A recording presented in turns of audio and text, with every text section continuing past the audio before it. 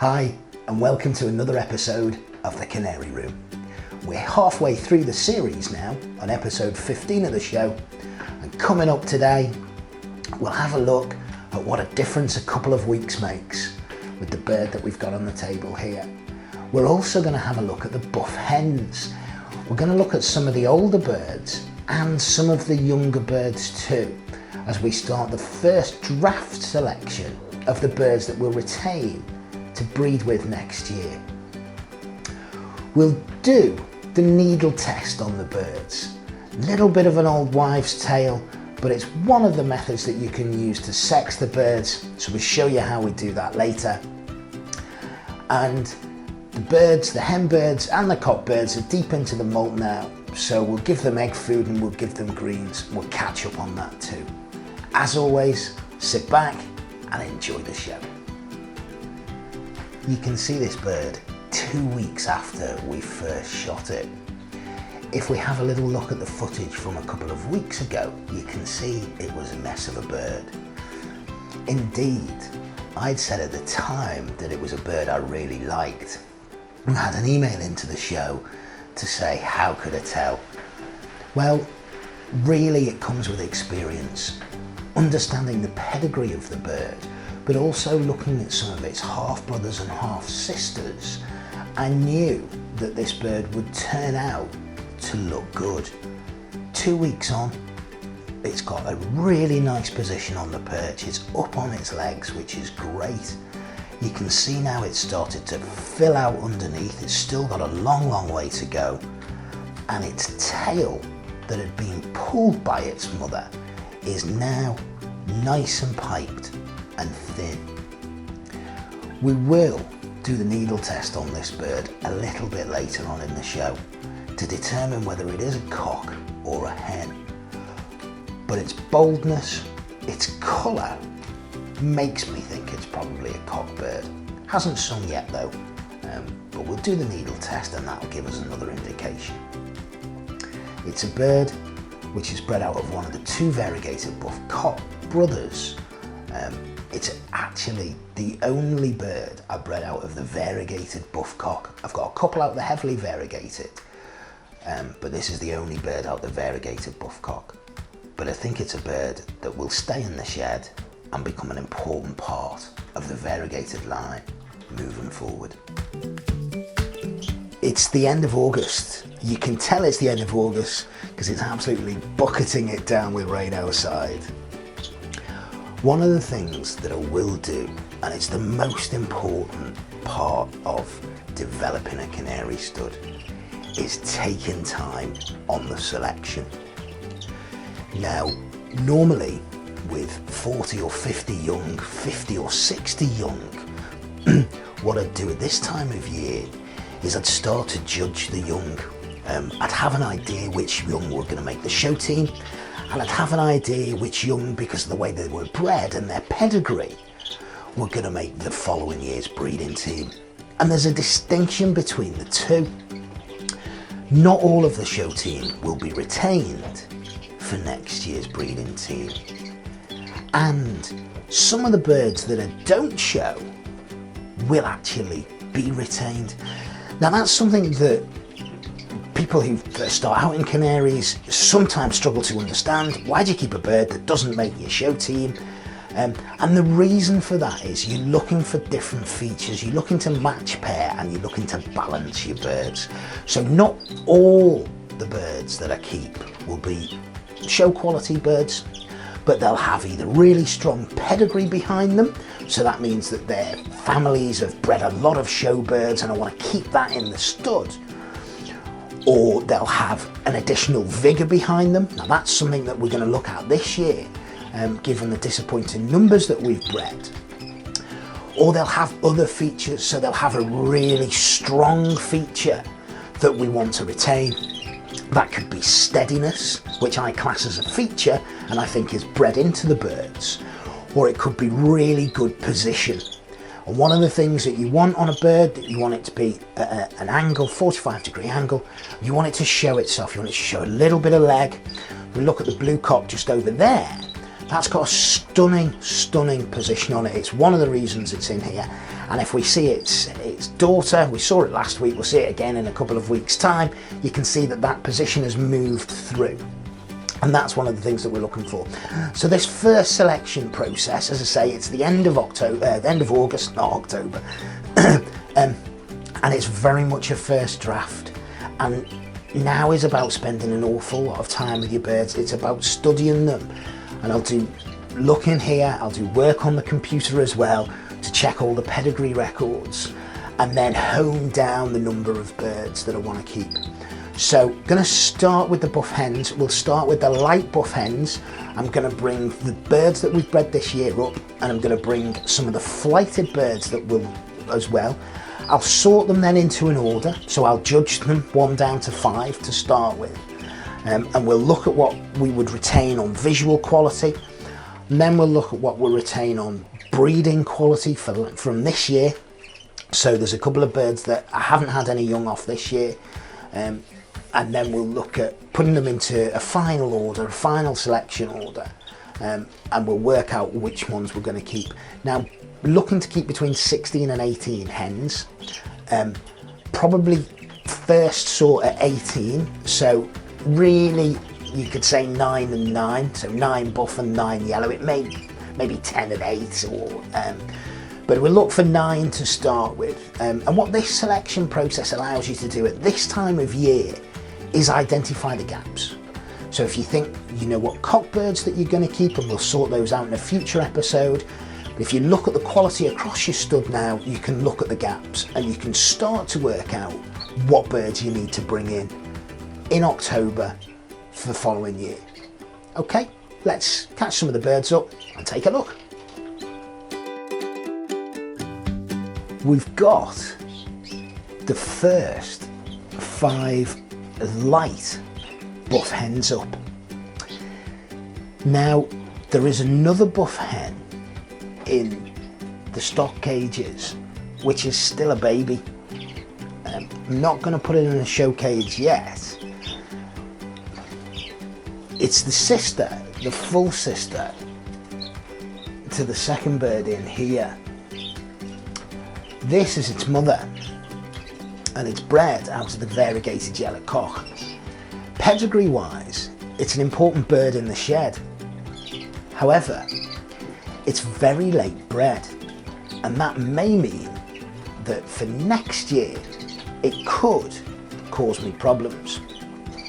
And realistically, there's a cinnamon variegated buff hen in the mix here as well, although she's not up at the moment. I'm realistically looking to retain 4 of these birds. There's a clear behind me which is exceptionally well bred. I got young out of it in the first year and it was very, very fit early on. It laid and hatched a couple of chicks, but they didn't survive. It's bred out of the best pair I've ever had in the canary room.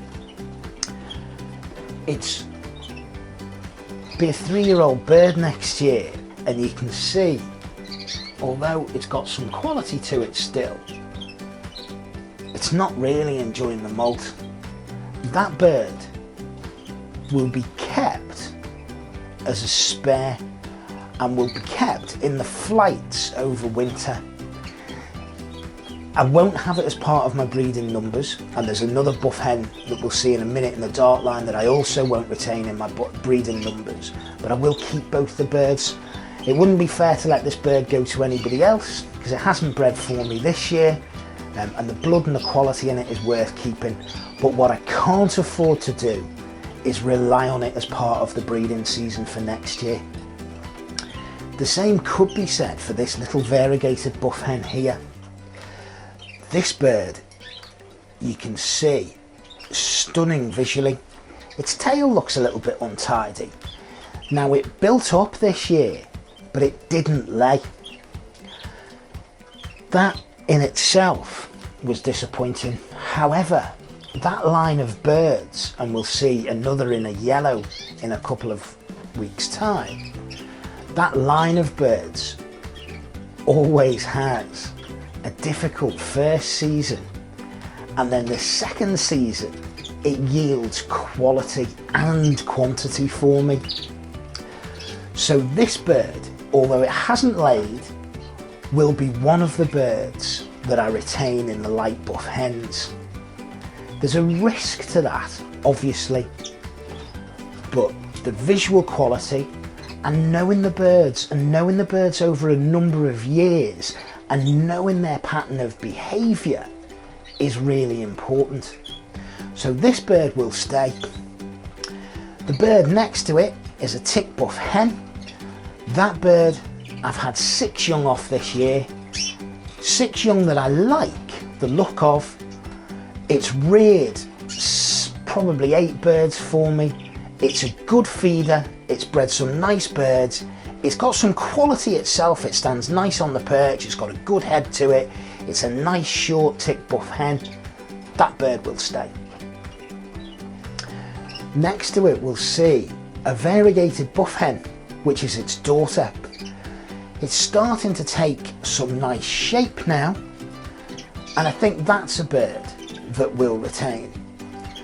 I'm not sure whether that bird's going to make the show team or not, and that's what I said earlier about the birds. Not all the breeding birds will make the show team, but for its pedigree, the way that that bird is bred, and for the vigour that its mother has shown, that bird pretty much guaranteed to stay next year. The M bird, I think, is the best variegated buff that I've got there, and it's this year's bred. I think it's probably the best bird, the best buff hen certainly I've got in the room. It's bred out of the cinnamon carrying heavily variegated buff cock. It's a hen, so it can't carry the cinnamon gene, but it's a lovely bird, and it's bred out of a bird, a clear yellow hen that I'd kept this year bizarrely as a feeder. I've bred some of my best birds out of her. So that bird will stay. The vigour should be there as well, which will be a nice addition to the light and variegated line. If you'll recall, this year I set up the lines as clears, as variegated and lightly variegated, as darks, as cinnamons and blues. It was the first time I'd done that, and it will be the last time I do it. For next year, I'm going to revert back to my old ways of light birds and dark birds. The lines are related, so I can cross between the lines with an outcross and keep the vigour going, but I'm going to keep with lights and darks. So I will breed clears, and I'll breed lightly variegateds and heavily variegateds, normal variegateds. I'll breed selfs, I'll breed blues, the odd cinnamon, and I'm also going to try and develop some white birds. Now, white is just an ally to blue. What I'm looking to do next year, certainly some of my earlier plans, are to breed the blue cock that we've seen to 1 or maybe 2 light hens. I'll put him with a dark hen too to get some greens, but I may pair him with either this hen here or her daughter. Not sure yet. Visually I'll match the pairs up, I'll match them on pedigree too, but I'd like to breed some nice white variegateds for next year, and those 2 birds there could be just the birds to do it. We'll have a little look now at all of these birds.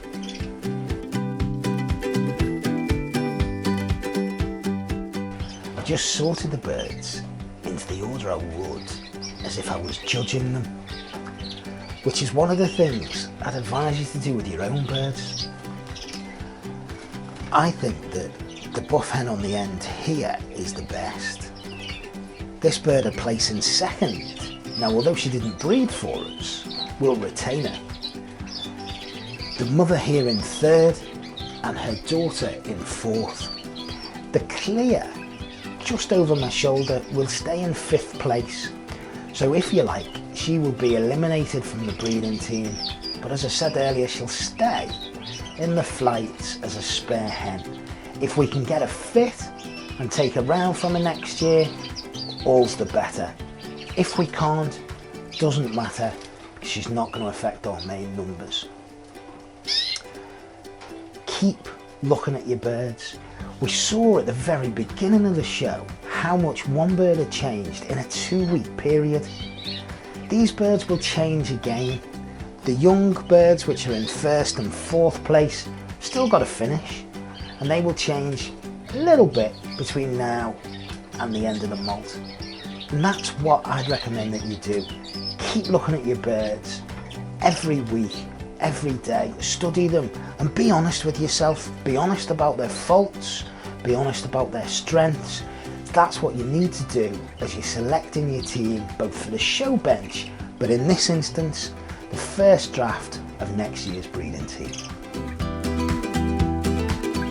The heavily variegated buff bird that we can see here in shot, you can see is just starting to warble. Now he's warbling consistently, which would make me conclude that he's a cock. That's good, because it's a buff bird, and I was short on buff cocks, which weren't cinnamon carriers. He's very well bred. He's out of the best green yellow hen in the shed, and a really, really nice, special winning dark buff cock. I'm really pleased that this bird's turned out to be a cock. It's not something I often say, but in this instance I'm really pleased that it looks like this bird's a cock, because he will form one of the cock birds as part of the dark line moving forward. What I'm going to do now is something called the needle test. Before we have a look at the green buff hens and the dark buff hens, I'm going to catch up a couple of the young birds and I'm going to do the needle test on them and see if we can't use it as a way of sexing them. So let's take a look how it's done. So in my hand I've got the variegated yellow, which we saw earlier. Now in my other hand I've got a needle and cotton. What I'm going to do is I'm just going to flip this bird on its back. I'm going to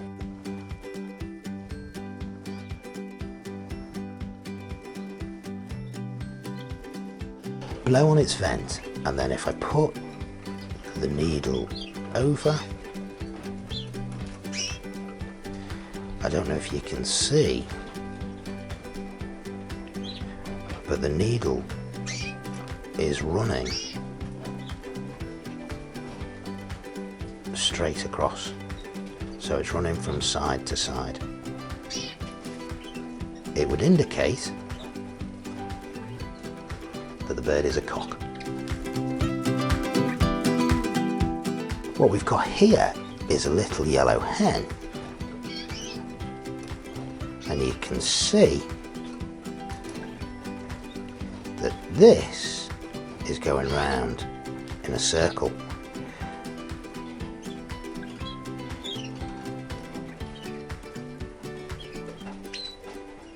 That would indicate,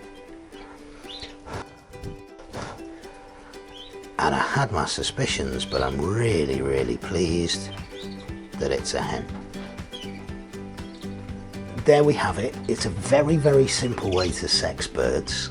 I think you've seen two different things there. If the needle runs round like this, as it's doing now, then that means the bird's a hen. If it goes straight across as it did earlier, it means the bird's a cock. It's a great way of just checking the birds. It's not foolproof by any stretch of the imagination, but it's a great way of checking them early on, just so you know which is which. So we've seen the lighter buff hens, and now we're looking at the dark buff hens. Now, I have bred some stunning dark buff hens over my years of keeping birds. This year, I've got one bird that I particularly like, and one, although it's got some nice visual quality, I'm not happy with its temperament. You can see that there's 5 dark buff hens up here at the moment.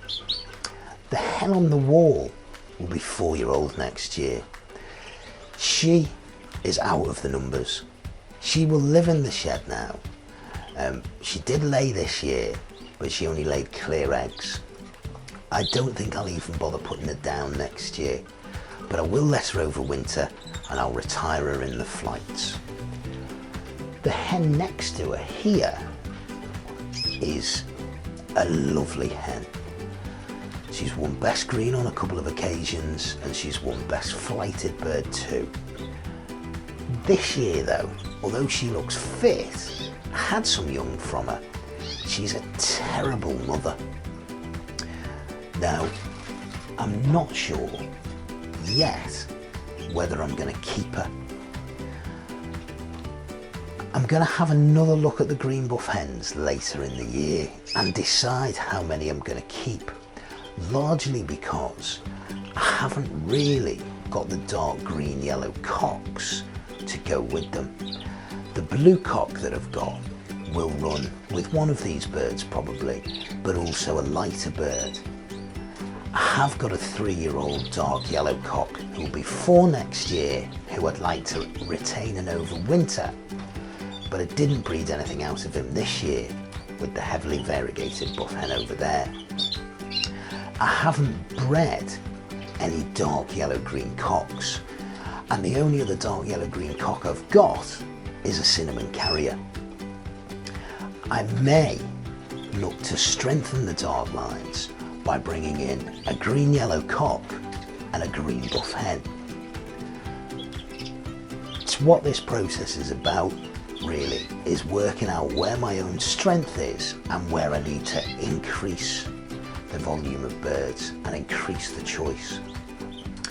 If we look then across the line, this buff hen here was bred out of the cinnamon lines. Now it's a lovely little bird this. If you remember in the season, we bred some young out of it with the blue. Unfortunately, although I'd moved the birds, they didn't make it. But I like this bird. It did very well on the show bench for me. I know that it produces young. So this bird will be one that I definitely retain. If you look, it's a lovely short round bird with a fabulous nip in the neck. It looks well now, even though it's not finished the molt. It's got a lovely feather on it. It's definitely a bird that will stay. Next to it then is a bird bred out of the heavily variegated buff cock, one of the brothers. It's showing a little bit of wildness, this bird. It was bred out of an outcross. The vigour may indeed help the green line, but I'm not sure about it yet. And I'd rather have fewer birds than birds that I've got doubts over. On the end, not showing itself at all well, but bred out of my best dark buff cock and a very nice little green yellow hen, is a heavily variegated buff hen. I like this bird. I suspect it will make the show team, although it's going to need a fair amount more training, but I suspect it'll need the show team. It's a short little bird. It's got a bit of vigour in it as well, so that's one that will probably stay. So as I look at these 5 green birds up here, this bird will stay. This bird will definitely stay. This bird, I think I'm probably going to give another chance to. The bird on the end will see its days out in the flights, and this bird here will probably go. So there's 3 dark green buff birds there that I'll look to keep, and that means there's probably space for another 1, maybe 2 to come in, but only if I can get the right quality. So just before we go today, an important part at this time of August is to keep giving the flighted birds, so the over year adult birds, a little bit of egg food. Don't give it them every day. Just don't want to keep them too fit, but I will give it them once a week as a treat. I'll also give them greens. In this instance, it's just a little bit of broccoli. The lights are now on a timer in the bird room, so they're now going off at 4 o'clock in the afternoon. So they come on just after 6 in the morning and they're off at 4. So they're on for about just under 10 hours a day. Now I will knock them back another hour in September, and then they'll stay like that until the end of December, when we start the cycle of bringing the birds into condition all over again. So at the end of December, we'll start to increase the daylight in the shed gradually by 1/4 of an hour a week, but it's knocked down right down now, so it's going off about 4 o'clock. So just a little bit of broccoli. We've already seen how the egg food's made up, and I'm just going to pop it in here. You'll see the birds nourish it straight away. And pop the broccoli in as well. They've got oyster shell grit, they've got the vitamin block here. We put a treatment in the water once a week just to keep the mite at bay, and that's it really. Really important, you know, these birds, very easy to just focus on the young birds that you've bred, but these are the birds, these flighted birds, will be the anchor of your stud. So it's really important at this time of year that you look after them, you keep an eye on them, and you make sure that you get as many of them through the molt as you can. You will lose the odd one or two, it's an inevitability, particularly as birds get a little bit older, but weekly regime, little bit of egg food, little bit of greens, baths on as well, help these birds get through the molt. A good molt, a quick molt, do the birds the world of good for next year. So that's all we've got time for today. As always, follow us on Twitter and Instagram, check out our YouTube channel, and like our Facebook page. Until next time, take care.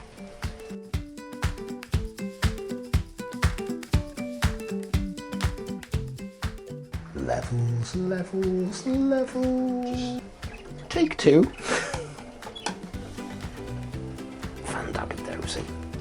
Do you know what, Dan? Do you know nothing about canaries? You've no idea who Kenny Everett is? You are kidding me. Google it. Not now, we're filming.